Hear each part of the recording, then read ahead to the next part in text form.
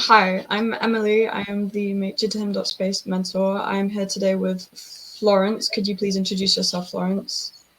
I'm Florence Dowrick, the MajorTim.space Young Ambassador, 2022 to 2023, 7 to 9 Young Ambassador, age 9. And today we are interviewing Fred Haise. Could you please introduce yourself, Fred?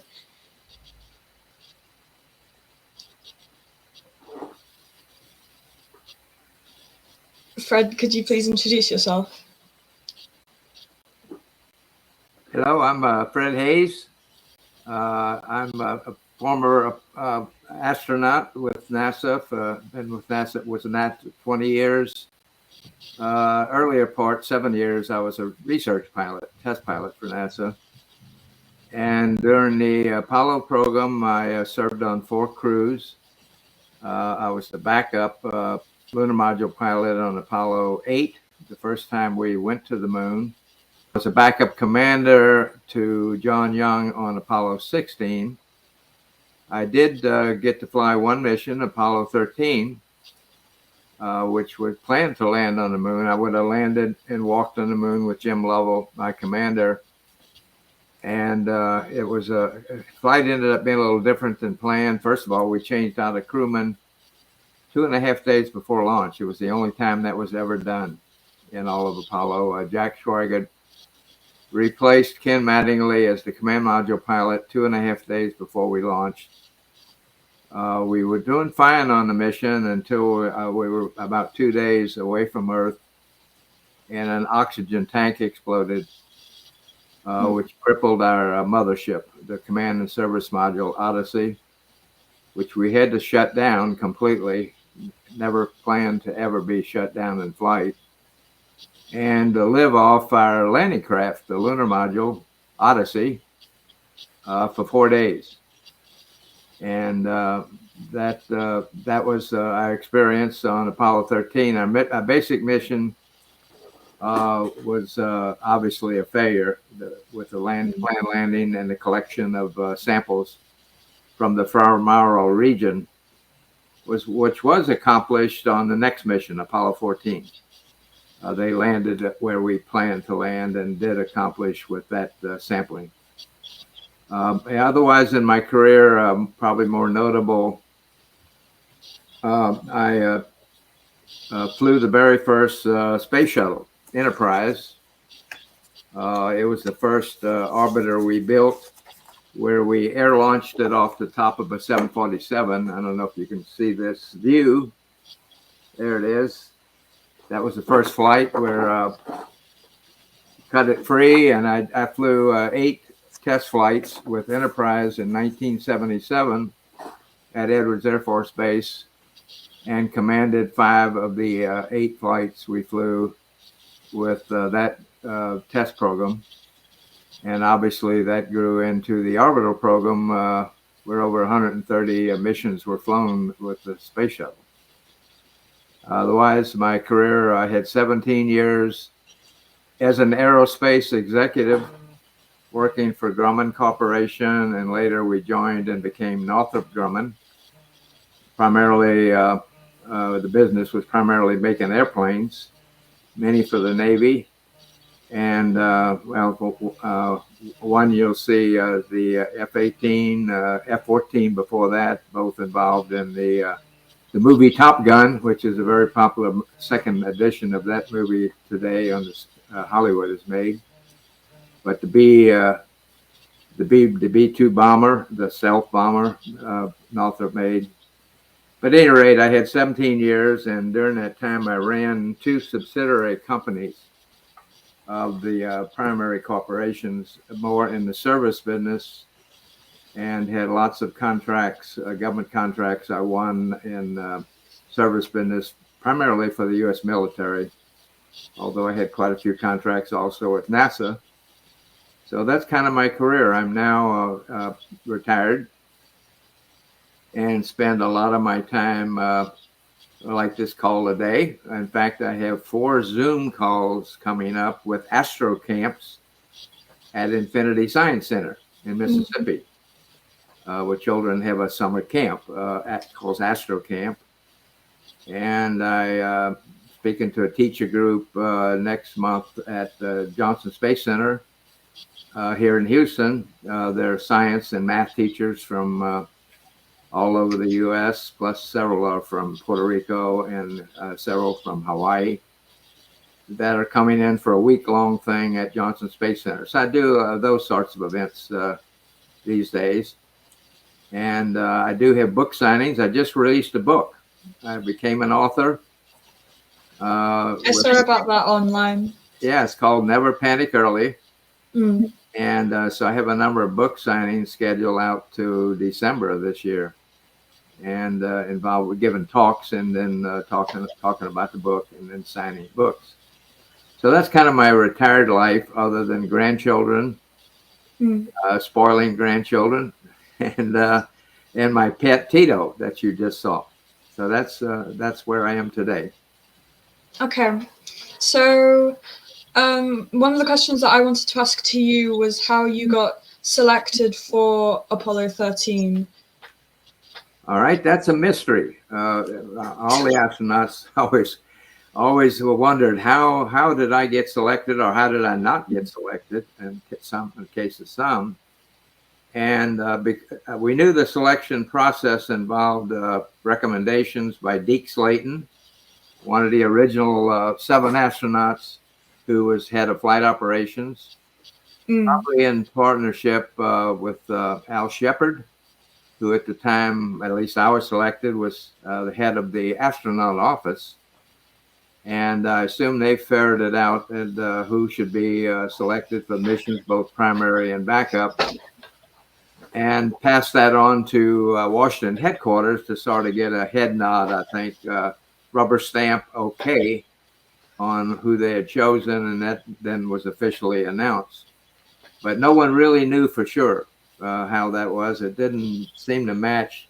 There was no people searched for that within our group, at least, wondering how and when I'm going to get selected. But nobody ever quite figured it out for sure what the criteria was in making those selections.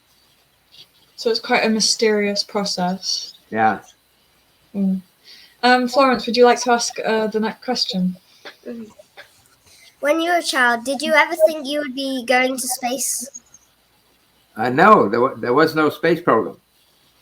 The only I remember I was born in 1933. I'll be 89 years old this year. So I'm getting to be pretty old. Back in those days, the only astronauts were Flash Gordon and a fellow named Buck Rogers on serials and that kind of thing. And that was the only astronauts around who were obviously fictional. So no real astronauts came about till just about the time I joined NASA in 1959. I think the original 7 were announced in 1958, the original 7 astronauts. And so that's when the Southern Space Program came about, following the Russian first adventure with Yuri Gagarin, who was really the first person ever in space. So how did you end up kind of finding out about, like, how did you end up joining NASA if it was not very kind of developed, established thing? How did I find out about NASA? Yeah, like why did you join them? Okay, well, I had become a military pilot.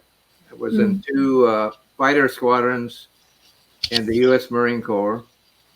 And I decided near the end of my tour in the military, should I stay in as a career?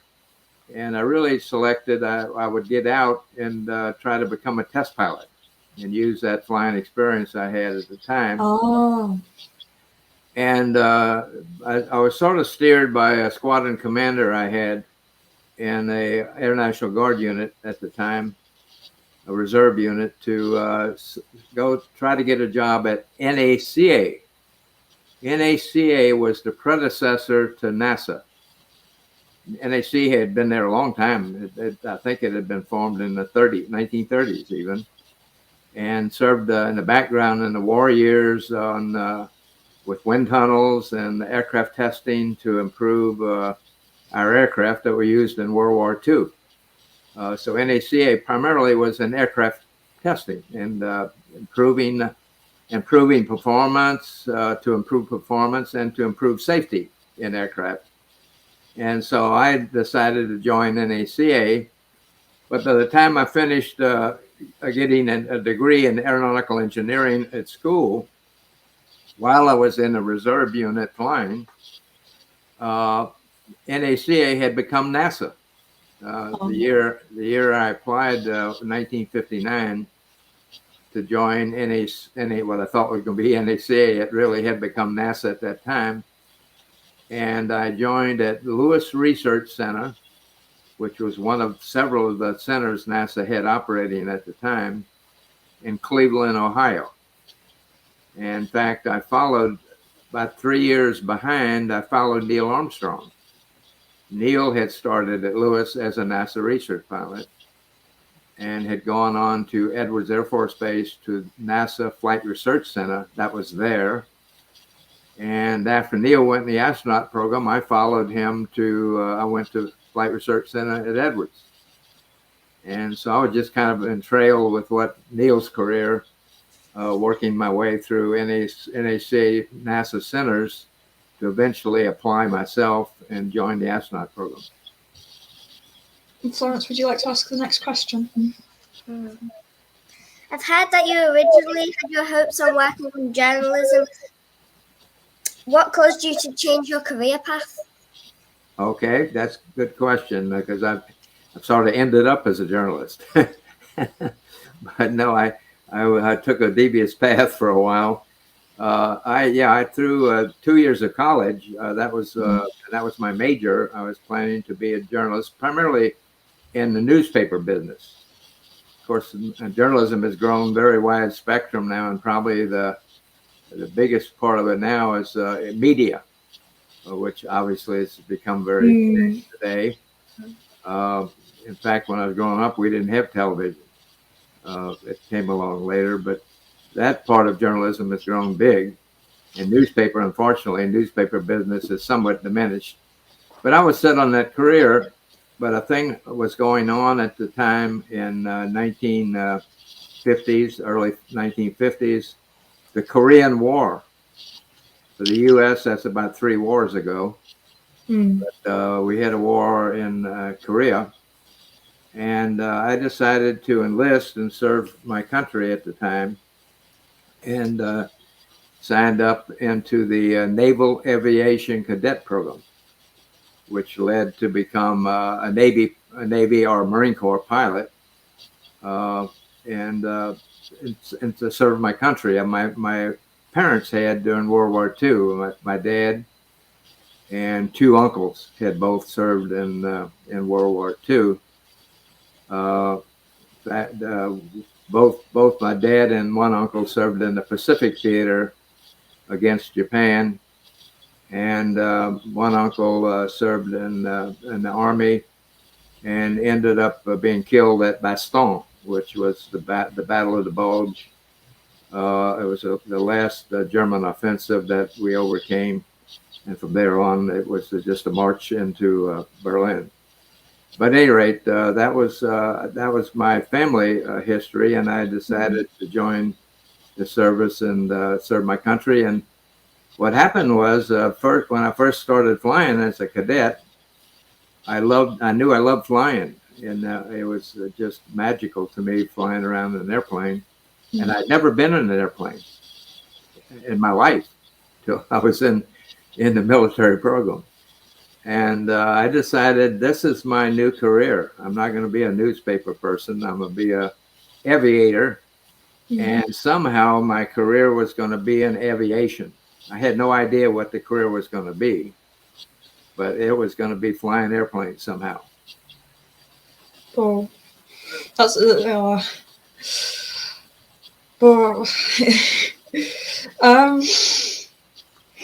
okay, so this is another question about before the actual mission. Was there any problems that you faced before the Apollo 13 mission whilst you knew that you were going to be part of it?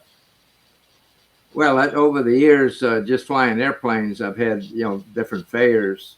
That's one of the things that is germane to any career in aviation, is obviously knowing the aircraft you're flying well, the systems and how to operate them, but also how to operate them and do things, what we call malfunction procedures or emergency procedures. And I've been in airplanes that the engines quit.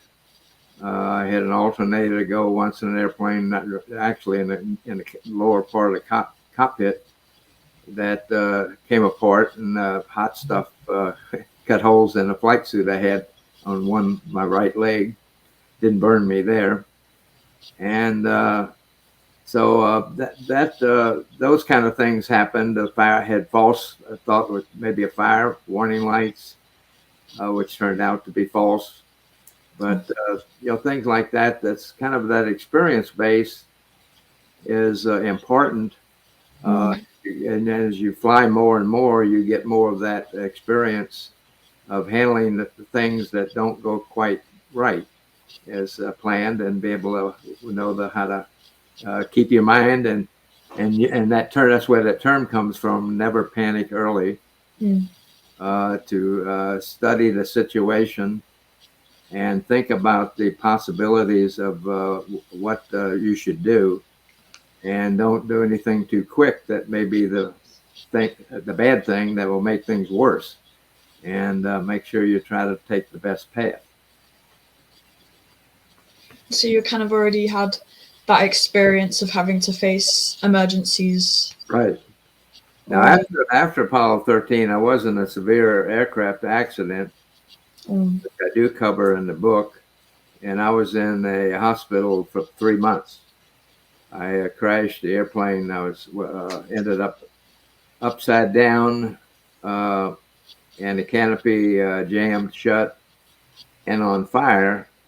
And before I could unbuckle and kick a hole to get out, I received burns over 65% of my body, half third and half second.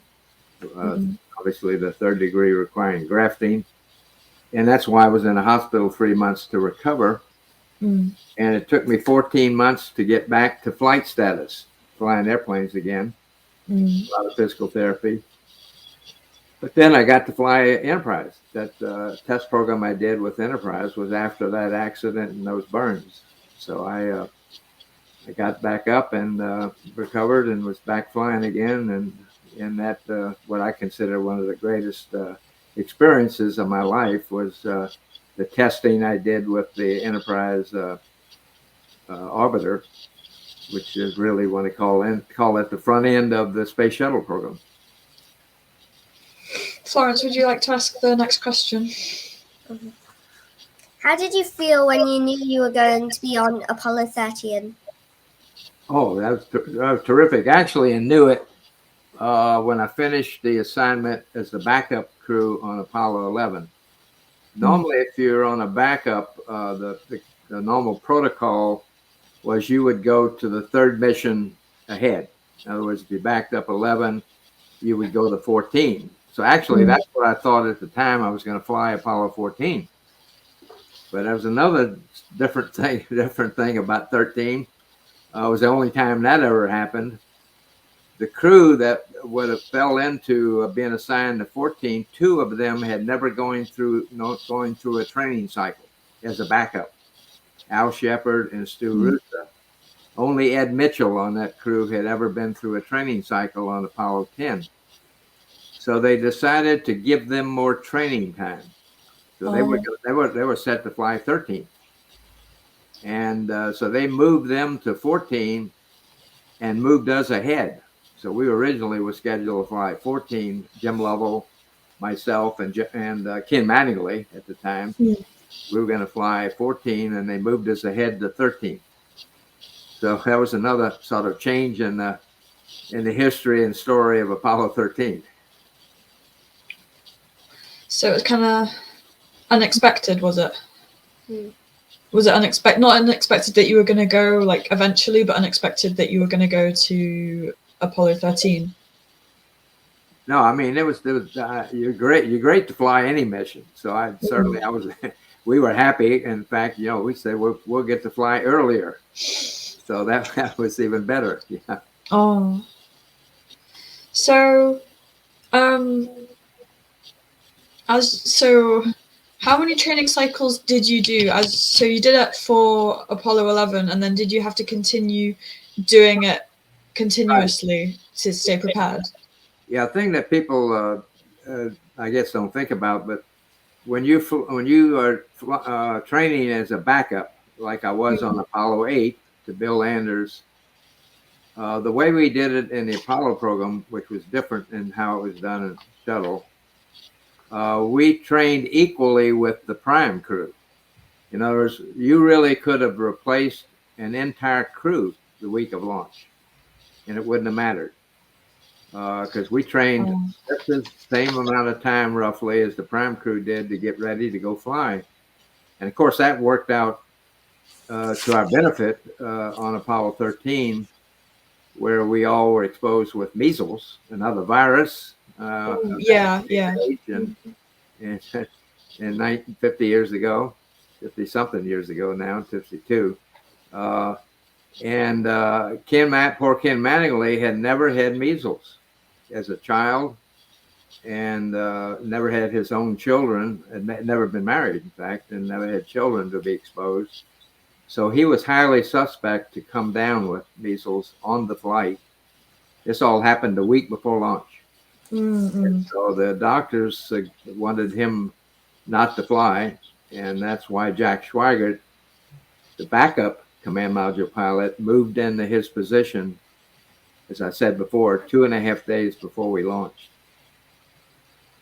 So other than having like backup crews and that kind of thing, what other procedures did they have to kind of stop accidents happening during the flight or just before the flight? Well, every flight has a flight plan, which specifies literally every minute of what you're to be doing during the flight. And of course, we'd worked out a systematic approach on how to get to the moon and get in lunar orbit and then prepare the lunar module to land. And that was all defined in books called checklists. So that was well defined. And that's why it was easy to change out a crewman, because both primary and backup used the same books and training. So it would be familiar. And our problem on 13 was we got to a point with the explosion where the books weren't any good anymore. Because the books told you how to do the normal mission, which was to go in the lunar orbit and then go get prepared, the lunar module, get it powered up, prepared for landing, and come up and do a rendezvous, all of that. We weren't going to do any of that now. So then we were on a whole different course after the explosion. And there was a lot of work to be done, a lot by people on the ground. Much larger. I assume y'all have seen the movie Apollo 13 somewhere along the way. Made a movie about it. And of course, the movie was limited in the cast. They only have 2 hours or so in the movie to develop characters. So the real cast working the problems was much larger. In fact, to give you a feeling, the overall Apollo program at its peak, which was probably 1968, before we landed on the moon successfully the first time in 1969, there were over 400,000 people working on the program. Whoa. Over 400,000. This counted all the contractors who designed and built the spacecraft, their subcontractors, piece parts manufacturers. In fact, there were contracts, I was told at one time. NASA had contracts in every state in the United States except one. So these people were scattered all over, involved with the program. And the real experts, were at a lot of them were at the manufacturers. NASA doesn't build anything. NASA manages the program. They have NASA has good engineering that can do a sort of a check and balance on the manufacturer's design. That thing, and NASA obviously worries about schedule and the funding, but the real people that designed and built the spacecraft were at the manufacturers. Like the command module was designed and developed by North American Aviation in California. And the lunar module, the landing craft, was designed and developed by Grumman Corporation in New York, who I later worked for 17 years. So those people were also counseled to work out all the ways we're now going to have to get home after this explosion, because they had to do a lot of homework. Many people I talked to when I returned probably got less sleep on the ground than I got in flight, trying to figure out these new ways of handling things to get us back. Florence, would you like to ask the next question? All astronauts say that training is hard, but is the training for the Apollo missions different to how astronauts going on the ISS train? Oh, did you say what the ISS, the International Space Station, how the crews train? Yeah, is it different to any of the Apollo missions? It's somewhat different. They have obviously somehow they got to get up and down, and for a while they were doing that on the space shuttle, but we a decade ago we shut down space shuttle, and so then they had to do a little training in Russia, learn to speak Russian, because they were being taken up by the Russian Soyuz spacecraft up and down. And of course, of late, private companies have stepped in. SpaceX with Elon Musk, and he has the Dragon capsule that several crews have gone up and down and using it. And Boeing has the Starliner, which now is fixing to fly its first flight with humans. So that means also to get up and down the space station. So they have a little bit of training about the spacecraft, but not very much, because most of it's done automated. They can do aborts on the way up, but that's about it. They don't have extensive training as we did on operating the spacecraft. They have a lot of training for what they're going to do on space station. And at Johnson Space Center in Building 9 at Johnson, which has a huge high bay area, like a multi-story building open in that center, every piece of the space station is there. And they keep it up to the configuration of where all the lockers are and where you'd find food and where you find the potty. And all of that's there in those modules. They're not all hooked together like in space, because they don't. If it's all hooked together in a line, that's a football field size. So they don't have enough room to do it that way. So it's in pieces. But the astronauts can train for their getting ready for their flight that way in these fixed modules that look inside look just like they would be in space. They also use a large water tank, particularly to do EVAs. And the next mission, if they're planning to repair something and go outside or replace something, there's a very large water tank. In the same way, they can put pieces of the space station, the parts they have to deal with in space, in that water tank. And then they get in their spacesuits and they go underwater to do the task they're going to have to do in space, and do a lot of hours that way to get ready to accomplish what they're going to have to do. So we didn't do much underwater stuff in Apollo. We did a little bit to look at if the capsule splashed down and went upside down and the writing system couldn't write it, how you had to get out from underneath with the hatch open while you're underwater. Very limited. We didn't do much underwater stuff at all in Apollo. Mm. So the technology has kind of improved to allow more like complicated training? I think the only technology I'd say has improved significantly is the computing capability and collecting and storing and transmitting data. Because as you know, the ISS, International Space Station, is primarily a scientific laboratory to test humans. The people in the own space station are subjects for worrying about humans and the effects on humans for staying a long time in space, thinking about someday going to Mars. And they obviously have very specific experiments that are sent up, and they are activated on space station and used to collect data.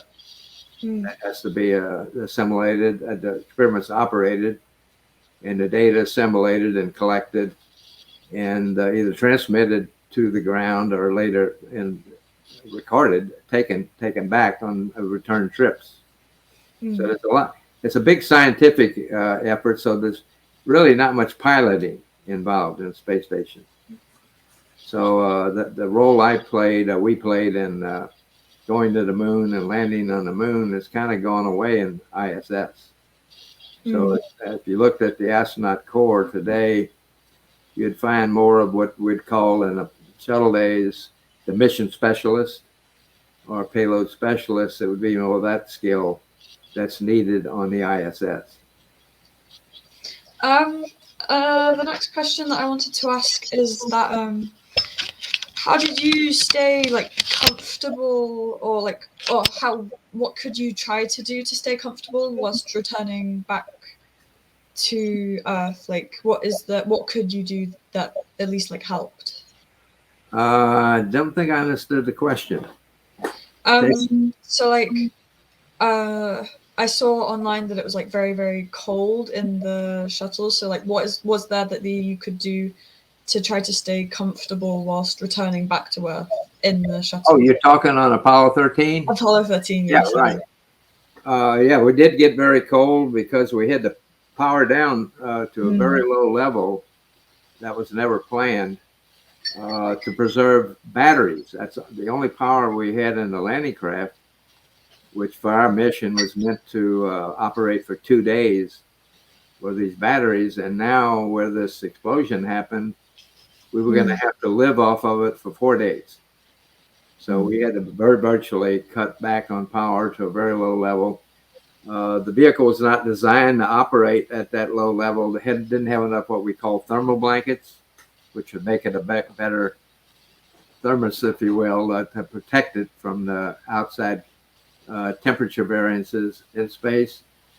And it got down probably in the lunar module where most of us, 3 of us, stayed most of the time, probably in the mid-30s Fahrenheit. And I don't know what that would be, probably just a few degrees Celsius. And it actually got 0 Celsius or below in the command module, the capsule, which had no power, completely turned off. It froze the water tanks in that spacecraft, which were found still frozen after we re-entered, and they recovered it on board the aircraft carrier and inspected it. The tanks were still frozen. What we did to stay warm was we had on these 2-piece garments, and you might ask, why didn't we get in the spacesuits? The problem there was if you're in a spacesuit, you still need cooling air, even at that temperature, or you would perspire. And unfortunately, the lunar module only had 2 sets of hoses for astronauts because only 2 people were going to land on the moon. And one hose set was tied up with the lithium cartridge that was cleansing the air of carbon dioxide. So there was only 1 set of hoses. So only 1 person could have had cooling air in a spacesuit. And our commander decided that we would all suffer together. And no one would get the cooling air in a spacesuit. So we had on these 2-piece garments, and we had underwear and had 2 extra sets, in fact, on board to change during this roughly 2-week mission. So we put on all 3 sets of underwear under our 2-piece garment. So that's with the clothing we had to try to keep warm. And obviously our body heat, just the 3 of us in this small lunar module cabin, did heat the air some, and that's why it stayed above freezing. With the addition of our body heat, plus a few, some of the equipment was running, and not very much. Yeah, the equipment was generating heat, some electronics. So anyway, that was the situation, and we were. You had to. Yeah, it took about a day to cool down to that low temperature. So about 3 days we were in that kind of an environment. That's like superhuman. Anyway, Florence, what is your next question? Could you tell us how the events of the oxygen tank exploded unfolded and were you scared? I'm sorry, say again. The oxygen tank exploded what? Yeah. Could you tell us what events helped it explode? What helped it explode or made it explode? Yeah. Yeah, and how were you feeling? How was I feeling? Yeah, when that happened. Okay. Well, we obviously, at the time it exploded, didn't know what had happened. In fact, the details of why it happened were not really found until after the flight, when they could look at all the data through the vehicle testing and peruse all of that they finally figure out why that happened. But so we didn't know what had happened, but when I was not in the capsule where the service module where the tank exploded. I was still in the landing craft because we had just finished a TV show, a live TV show. So if the explosion had happened a little earlier, we'd have been on live TV when it happened. But as it turned out, we'd finished the show and I was putting away equipment in the lunar module down in the landing craft that we had pulled out to use in the TV show. And that's when it happened. So as quick as I could, I floated back through the tunnel connecting the 2 spacecraft. And when I got into my right couch position and surveyed the instrument panel, it was almost immediately apparent we had lost one of this 2 oxygen tanks. We had lost tank 2. We had 2 tanks. So I really, it was not life-threatening because it looked like the 1 tank was still good. And we could have lived off of that and come home. And that was the point right then. I just was sick to my stomach with disappointment because I knew losing 1 tank would mean an abort. Right then, I had lost the landing. We weren't going to land on the moon. And we weren't even going to probably go in a lunar orbit if you only had 1 tank left. So that was the feeling I had at that time. Now, slowly, it became apparent that whatever the explosion, whatever it had done, it also caused a leak, a very slow leak, in the 2nd tank. And for a while, and we didn't notice that immediately, but after a while, and Mission Control picked it up, I think, quicker than we did, but observed the 2nd tank was leaking. So then we got busy with troubleshooting and working with Mission Control, trying different things of configuration changing, closing valves and shutting off fuel cells that had already died, actually, thinking the leak might be through the fuel cell.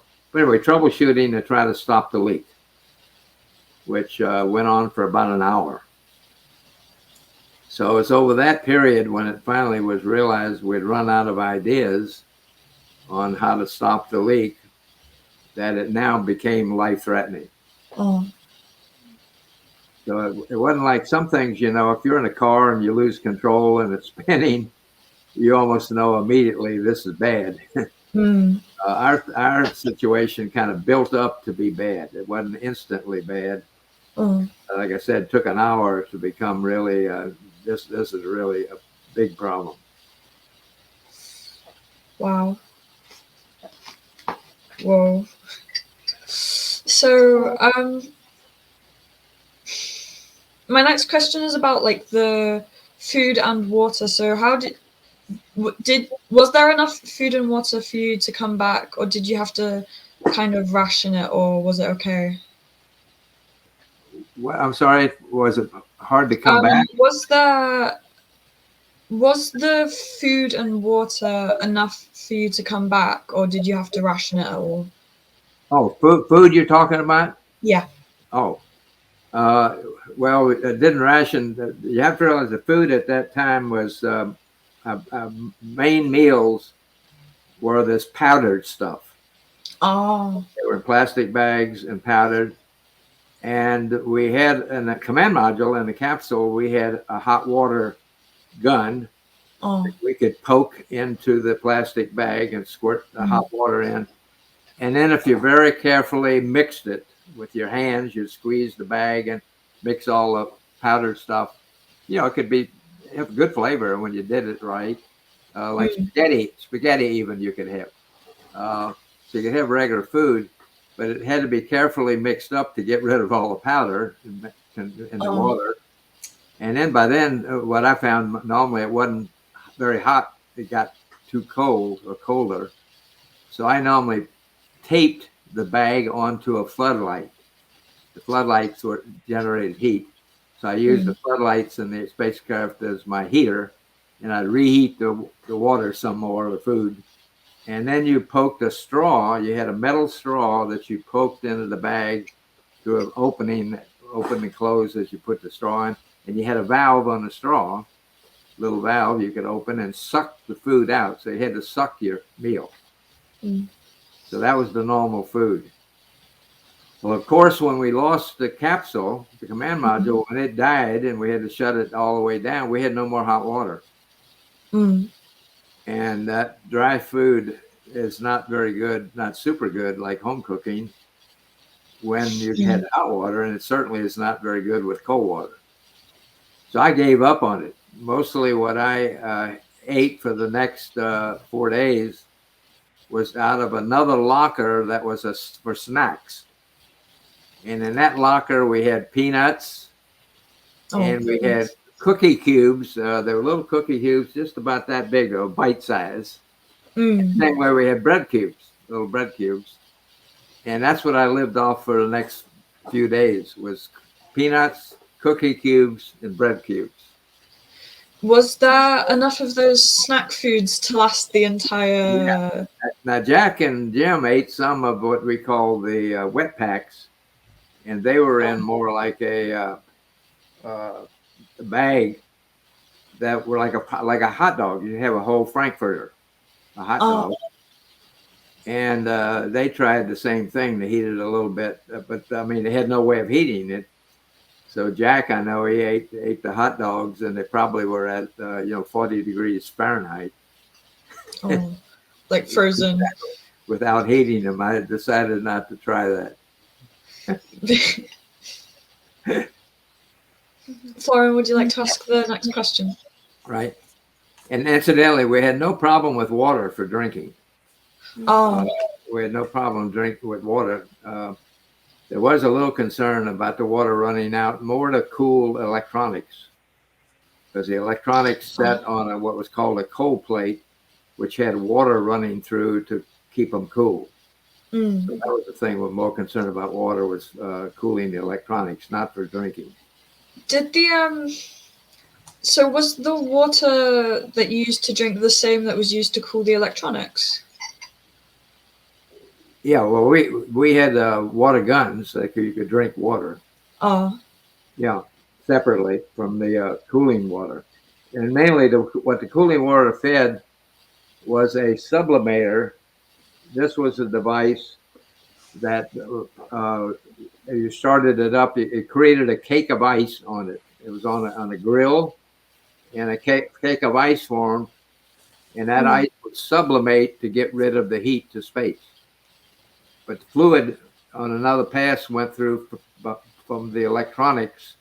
It had a pump that was running, pumped the water around, and it would pump it through this heat exchanger, it was called, that would get rid of the heat from the electronics to space by sublimating the ice layer or cake on that device. Oh, I see. Okay, Florence, would you like to ask the next question? What was the biggest challenge getting back to Earth? It's hard to say because there were several challenges. Obviously, one that was very critical that I did not think of, I'll have to admit, was the buildup of carbon dioxide. As you know, it's a problem in submarines with people in a closed compartment. All these people breathing. Every time you breathe out, you breathe in, you transfer oxygen through your lungs. But what do you breathe out? Carbon dioxide. In fact, if you sealed yourself in your room you're sitting in right now, probably within a day or two, you'd be in trouble because your room would fill with it. And that was the same situation in this capsule. That we were every time we breathe, we're breathing out carbon dioxide. And so normally we had a system running using a cartridge to cleanse it. And the problem was we did not have enough of the cartridges in the lunar module because, like I said, it was only planned to operate 2 days, and we're going to operate 4. So we had to borrow a different size cartridge from the command module, the mothership, which was dead.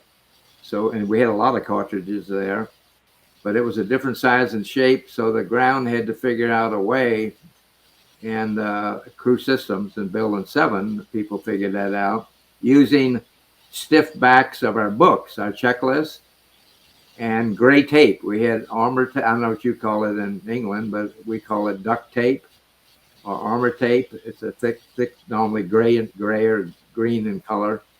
And we use that tape to with the plastic material that our spare underwear was in. It was vacuum sealed in this stiff plastic material, but use that to wrap around this cartridge and seal it, and then tie it onto a hose, an intake hose that would force the air to get sucked through the cartridge and into the LEM environmental system.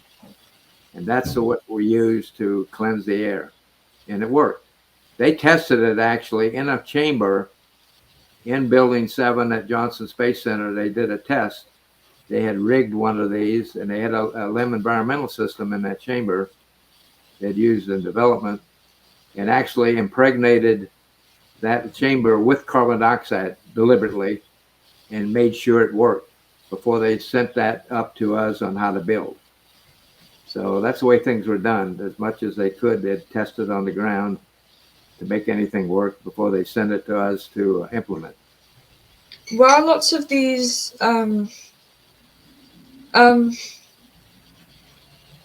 so you had to like improvise all of these solutions to the problems?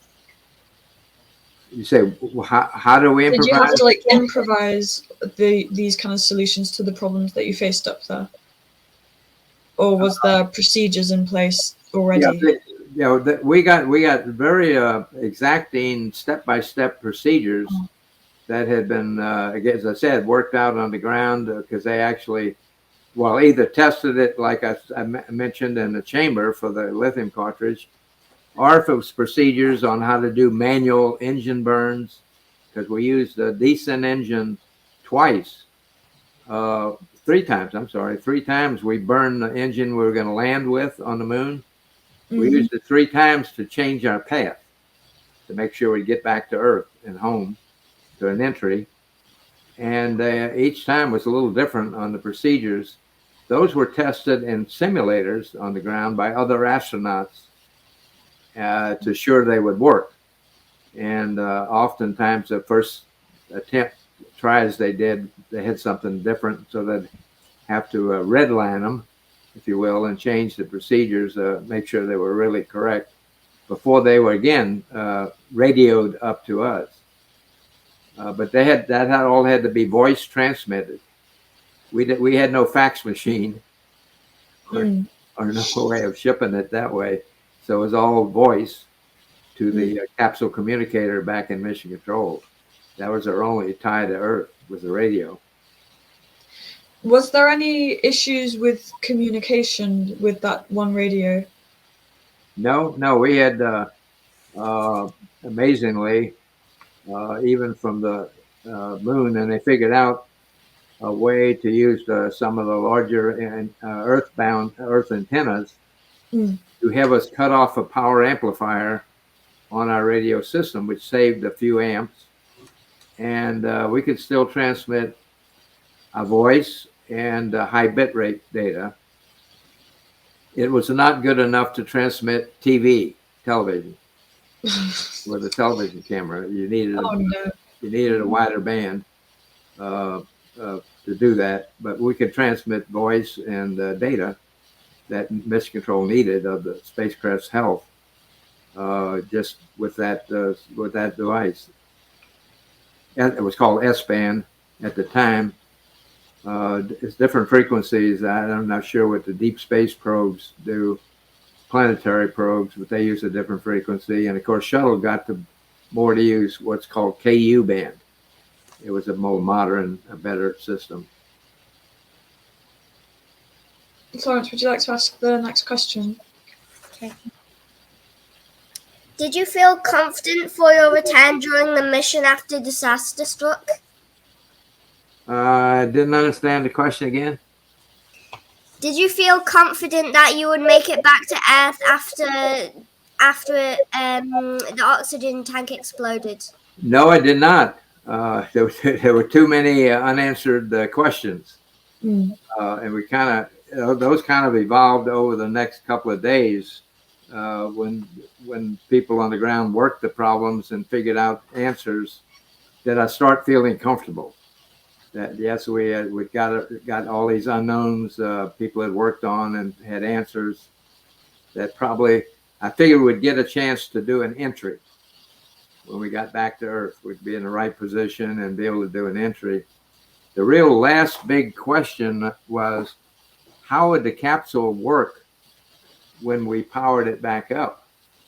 Because as I said, we froze it for 3.5 days. And we violated the specifications, design specifications on all the electronics in that vehicle. And so I worried a little bit about how this thing was going to work when we tried to power it back up. Miraculously, it worked perfectly. The entry was done automated through the computer system. And we enjoyed a tie with one other mission for the second most accurate splashdown of the program. So it worked very well. So I kidded some of the system engineers when I got back in the session we had with them debriefing that I think they over-designed the system because it probably wasn't expected to work after that abuse for 3.5 days, but it did, fortunately. Whoa. So after you guys returned to Earth, how were your feelings and kind of what did you do after you returned, like specifically? What did I do after I returned? Oh, like how did they collect you, and also like did you have any medical checks after you returned? Oh, I did become ill about a day and a half from entry. I contracted a lower urinary tract infection, which I hope neither of you ever have, but I've had a couple actually over my lifetime. And for a male, that's where you know almost immediately because it starts burning when you try to urinate. And of course, then it gets into fever and chills, sort of like having the flu. And so that was the kind of symptomatic things I had going on. And I had to deal with that for about a day and a half up the entry. And but that was about it. And when I got down, there was obviously medicine available. And I actually, on trips for the 2 weeks, we made some public affairs type trips following the flight. And a NASA nurse, went along with us because I had to have shots twice a day. So we'd have to find a place I could pull down my pants, and the nurse would shoot me in the rear end twice a day on each side separately because it was a big shot. So anyway, I recovered, and I was, like I said, a number of years later, I somehow contracted another one of those. And of course, I knew exactly what it was when it happened, and immediately went to a clinic and got some antibiotics, which had been further developed by then, and got rid of it. Florence, would you like to ask the next question? Okay. Would you say that teamwork was the most vital part of your safe return? What was the most exciting, you said, part? Was teamwork the most vital part of your return? I still didn't understand the question. Was teamwork the most important part of your return? What was the most important part? Was teamwork the most important part of being a team? Absolutely. Yeah,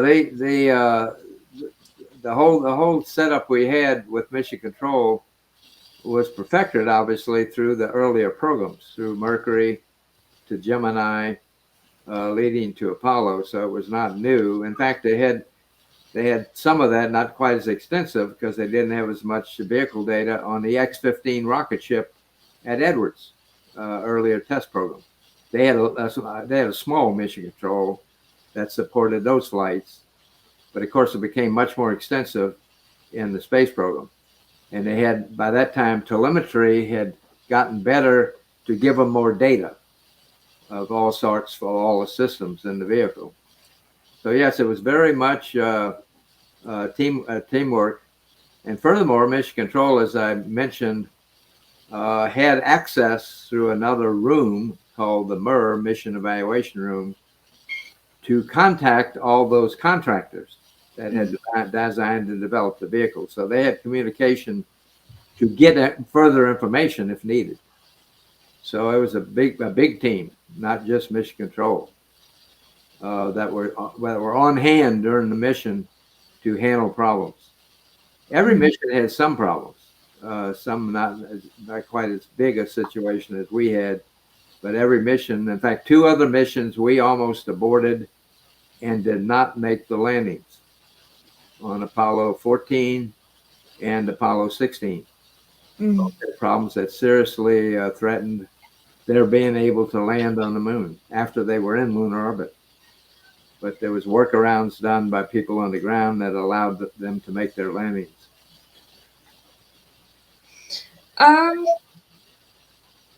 Okay, so the next question that I wanted to ask was about the Apollo 13 movie. So I think you kind of mentioned this before, but I was wondering how accurate you thought the movie was.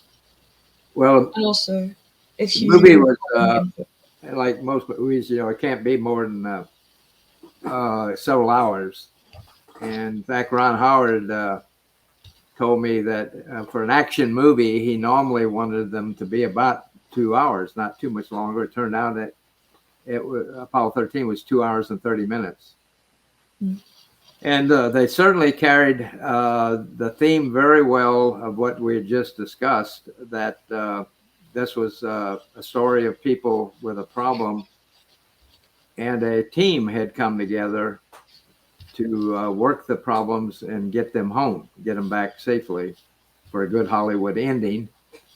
And of course, the movie, like I said, was limited in the cast, so they couldn't tell about the whole team and how big the team was.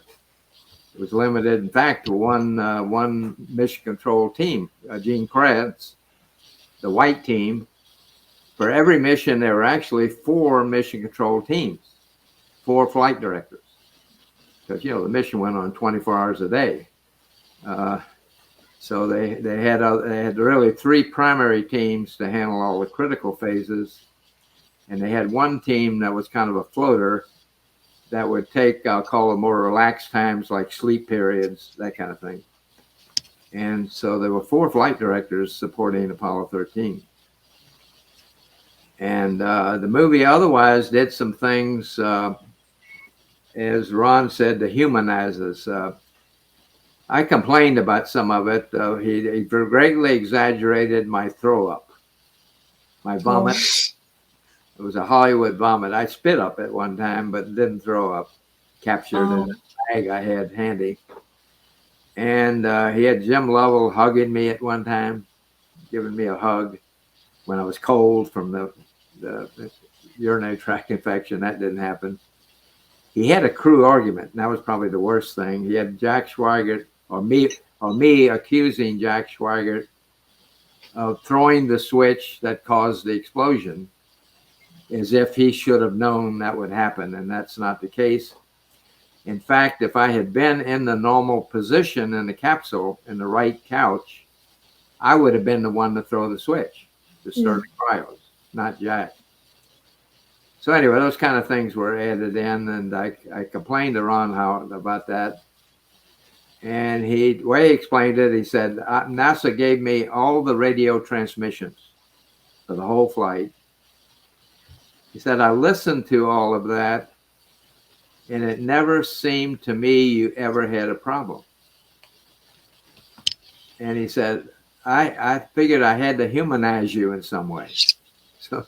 So that's why he added in some of that, I'll call it extra drama in the movie. But otherwise, like I said, I thought it told the big picture part of the story. That is the story of people in trouble with great challenges to be met by a team that were successful in getting them back. That's Florence. Would you like to ask the next question? Okay.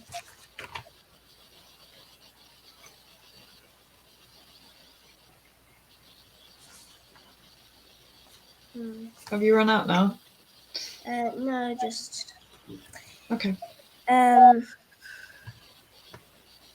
Okay.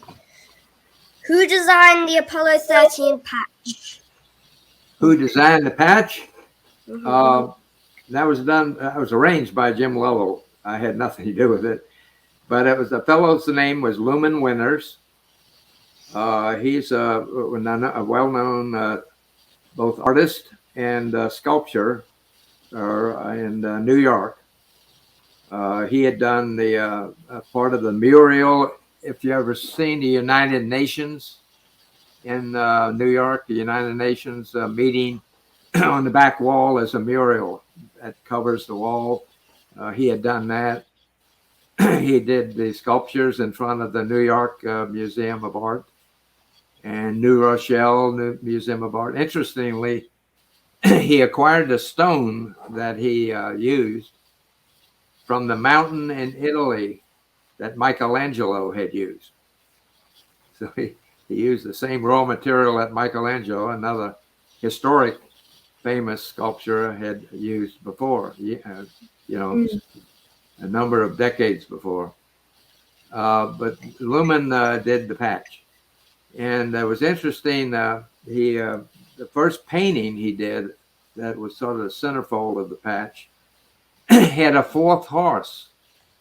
And the horse was lagging back from the other 3. And it was kind of prophetic, because when he did the painting, he had not realized the crew change was going to happen. So the painting almost predicted the one horse falling back was like our crew change. Now, of course, that wasn't used in the patch. But that's the story of the patch created by Lumen Winters. Is there any other kind of hidden features or kind of little things in the patch that people wouldn't know unless they were told about them? Were there any more things about the mission, you mean? In the patch, is there any, like, in the patch design, is there any, like, hidden features in the patch design? No, I don't think so. The credo on the patch, of course, was, and that's why we didn't have names. We decided we were going to be the first mission that had enough time in training to make us become pretty good, I'll say, field geologists, and do call it a more thorough collection job after we landed, collecting samples, a better job collecting samples on the moon. Previous crews were shortchanged by the schedule. They just didn't have enough time to do that sort of training. And so we wanted that ex lunis, which is from the moon science, on our patch. So we were only one of two patches that did not have names. The only other patch was Apollo 11. Mm. All the other crew patches had the crew's names on them. Florence, would you like to ask the next question? Okay. In the movie Apollo 13, Jim Lovell's mum is joined by Neil Armstrong and Buzz Aldrin to watch coverage of the mission on TV. Was this true?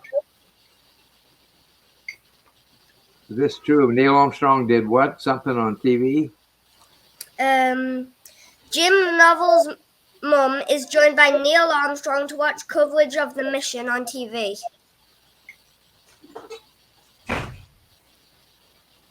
Don't recall that. No. You're talking about live TV in the United States? In the movie, it showed this scene. A scene?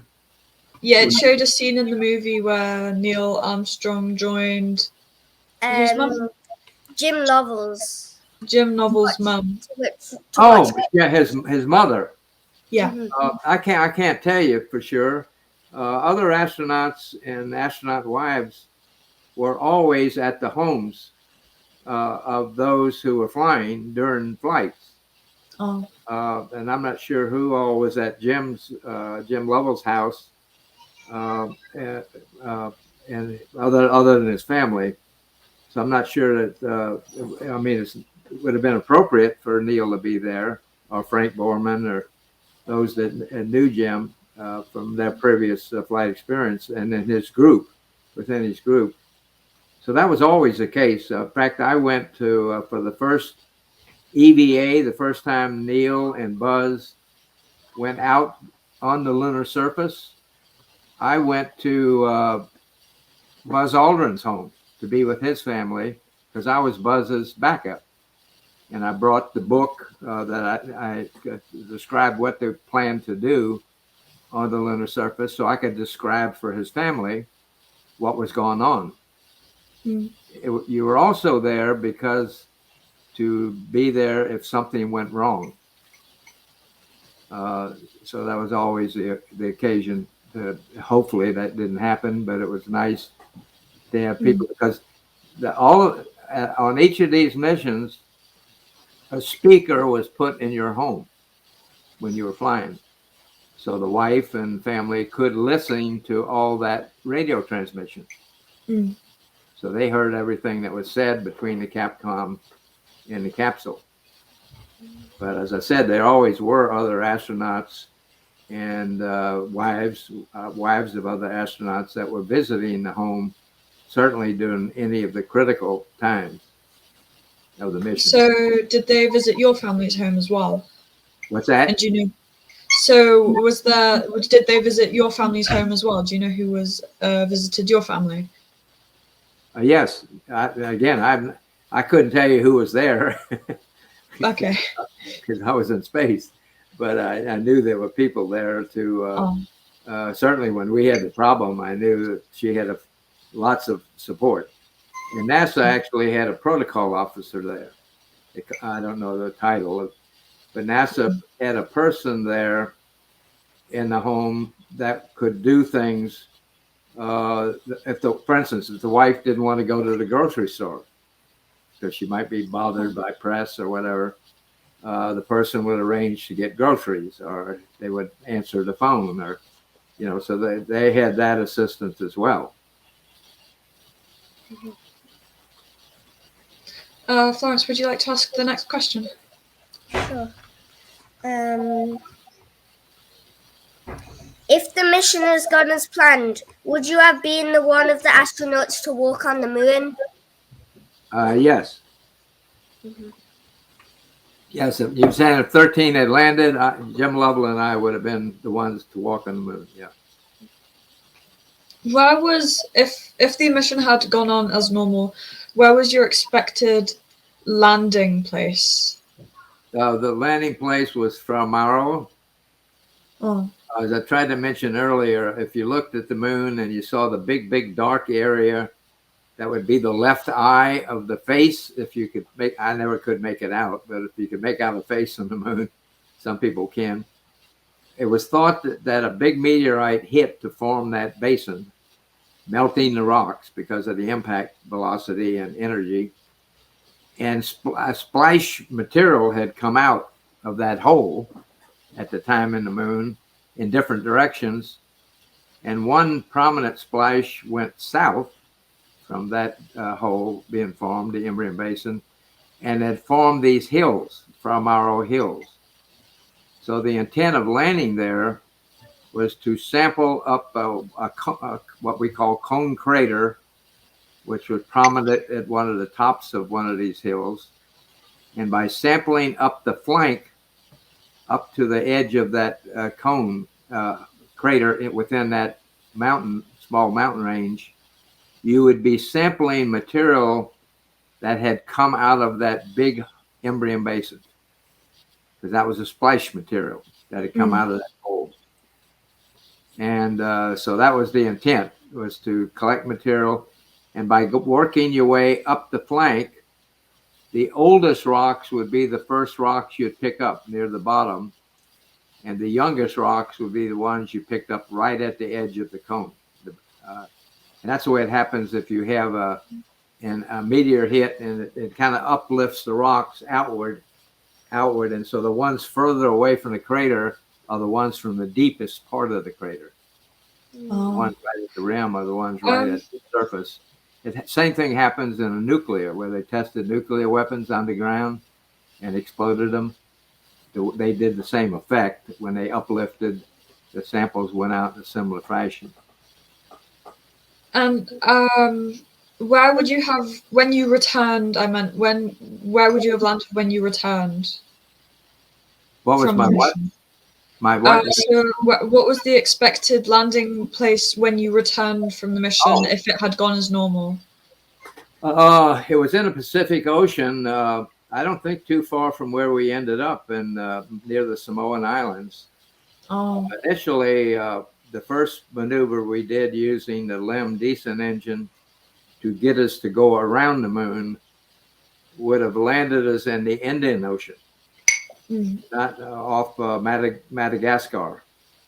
And we had no U.S. Navy recovery ships available.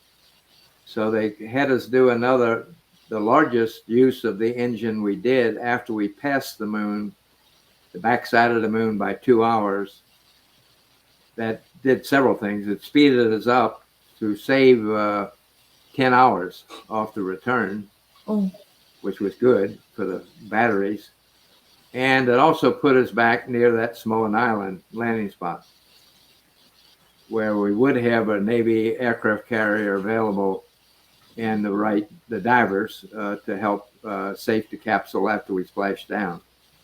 It also put it back into a safe part of the deep part of the Pacific Ocean, where the landing craft, they worried about the landing craft, the LEM, because we were taking it back with us, and it was going to re-enter. And on board it was a nuclear cask, an RTG. This nuclear power supply was what powered the instruments we were going to set up on the lunar surface. And the people worried about where that would end up. They didn't want that nuclear cask ending up somewhere where it would be unsafe for people. So it was also good for that for the termination of the lunar module through entry. So, Florence, would you like to ask the next question? Sure.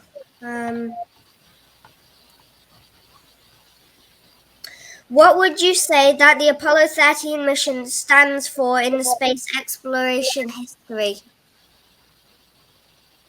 What would you say the finest something exploration? Part of my problem is that, excuse me, ladies, part of my problem is at 88 years old, I have two frequencies that are very bad from all my time with aircraft engine noise over the years.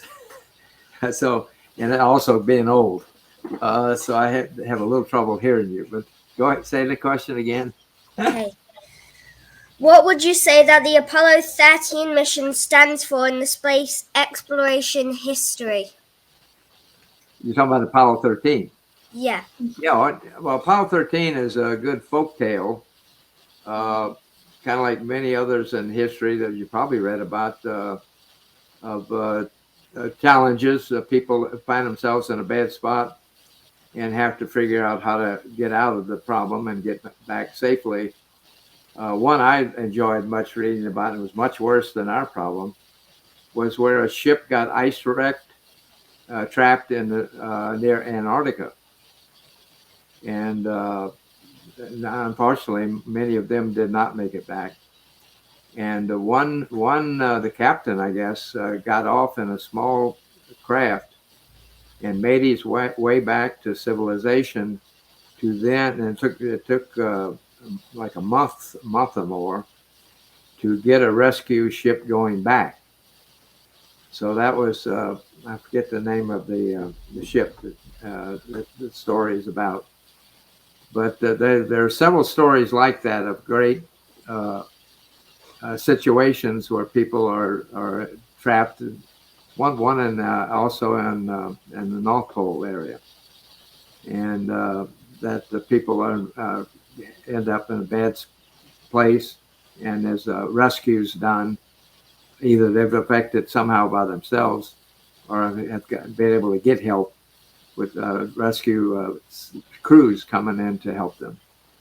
So that's I think Apollo 13 more fits in that category. If it survives in history, it will be as another one of those stories of people in trouble that needed help and eventually did successfully get home. This is a bit of a similar question, but for future missions into the moon, how do you think that Apollo 13 can help us prepare for future missions, and what kind of lesson can we learn from Apollo 13? I don't think Apollo 13 specifically is applicable to, we're talking about Artemis, Yeah. the U.S. program now planning to go back to the moon. Because basically the whole, what's left over from Apollo in terms of the trajectory control, the capability for that tracking analysis, very little of the avionics would play over because technology has gone so much further today. You wouldn't want an Apollo piece of equipment involved in Artemis that we all knew.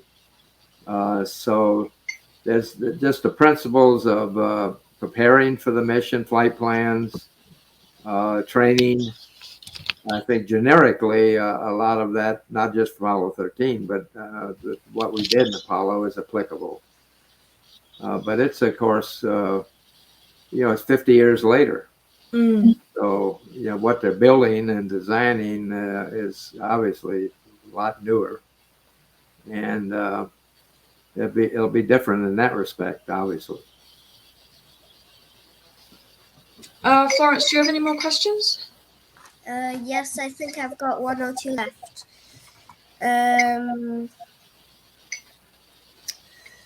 What is the most interesting thing you know about space?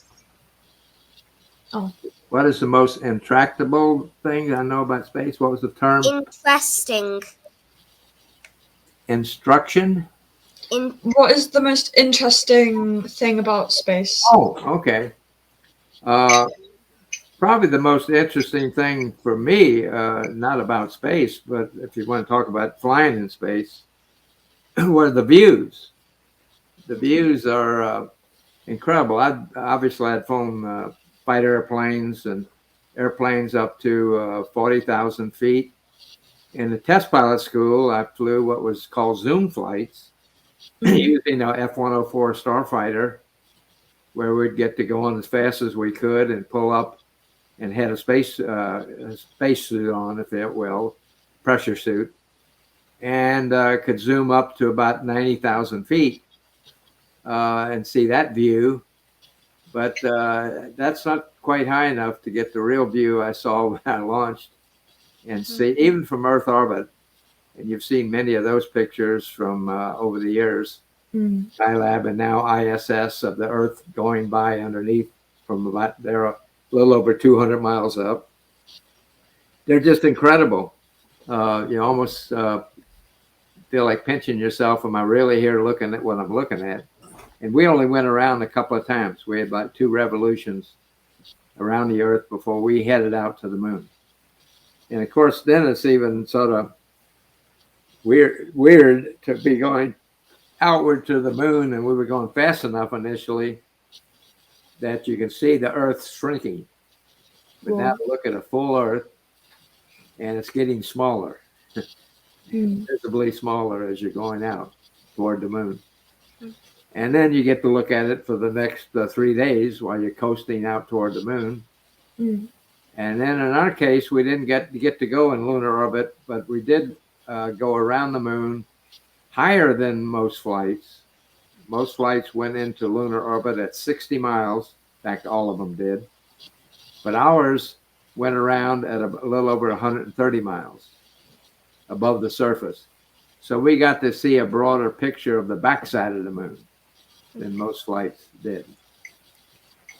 And that's unique. Obviously, the backside you never get to see. You have to go out there to see it. Yeah. You're always looking at the same side of the moon as it revolves around the Earth. And it's much more rugged overall than the front side.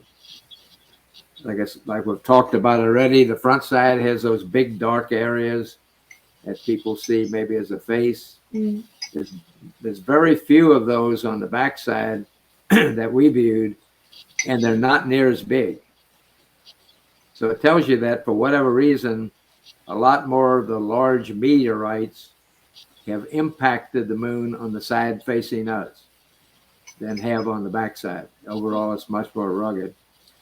And of course, seeing the 2 features close up, the Earth and the moon, there's remarkably difference in the coloration. The Earth is beautiful, even from the moon has like a halo around it from our atmosphere. And you can see the continents, you can see oceans, large cloud patterns are visible. The moon is just stark grays, the shades of gray, rugged, mountainous, holes in it from the craters, if you will, everywhere. And of course, as we saw landing, there's craters right on down to even smaller and smaller size as you get to the surface. That's why most landings were all manual. They had to move a little bit from where the computer was taking them to land because there was still too many boulders and our smaller craters right down at the surface. They'd have to go find a better landing spot. So that's the moon. It just, of course, it has no atmosphere. So it's probably even getting hit by things today as we're talking. Small objects. And forever. And I bet if you could come back and look at the moon in a billion years, that front face we're looking at may look different because probably more meteorites would have hit by then. And so it'll be ever changing from meteorite impacts over the eons. And there's no coloration, shades of gray from dark to light. But that's compared to the Earth, it's not very attractive. You can almost wouldn't take very long to see it. And if an alien came and looked at it, he'd know which one to choose. That might be good to land on. They could see the moon doesn't look very habitable. Florence, do you have any more questions?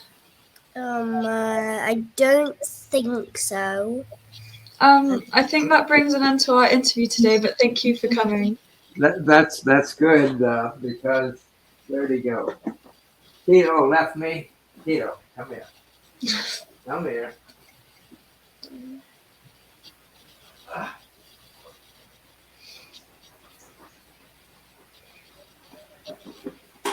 That's good because Tito and I are getting hungry. Oh, He's ready for a snack. oh, thank you for coming here today. Okay, all right. Glad to talk Thank to you. you. Good questions. I enjoyed it. I wish you all the Thank you. best. All right. Bye bye from Thank Houston. you. Bye. All right. Bye bye.